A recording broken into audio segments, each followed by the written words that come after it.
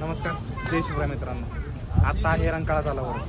खरं तर साधारण 8व्या ते 9व्या शतकामध्ये भूगर्भामध्ये अशा काही हालचाली झाल्या आणि त्यानंतर या ठिकाणी खूप मोठा खड्डा पडला, निसर्गनिर्मित असा खड्डा पडला आणि ते सर्व पाणी साचून त्याचा एक तलाव तयार झाला. राजर्षी छत्रपती शाहू महाराजांनी या तलावाला चौपाटी आणि घाट बांधून अधिकृत असं तलावाचं रूप दिलं, सुंदर अशा तलावाचं रूप दिलं. आता सध्या या तलावाच्या भोवती जो घाट आहे, या घाटावर या ठिकाणी रंकभैरवाचं मंदिर आहे. या रंकभैरवाच्या नावावरून, रंकभैरव म्हणजे शंकराचा अवतार, त्याच्या नावावरून या तलावाला रंकाळा असं नाव पडलं.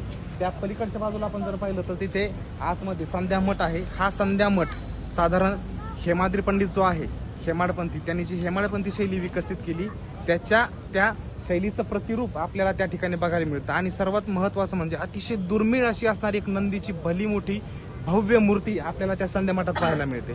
तर असा हा रंकाळा तलाव या कोल्हापूरची शान तर आहेच आहे, परंतु येथील जे काही प्रेक्षणीय स्थळं आहेत त्या सर्व स्थळांमध्ये शिरोमणी म्हणून या रंकाळा तलावाचं नाव गणलं जातं.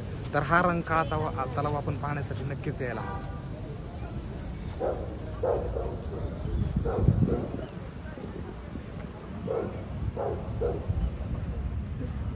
मला काय म्हणलं होतं तुम्ही तिथं बोलला तो ना,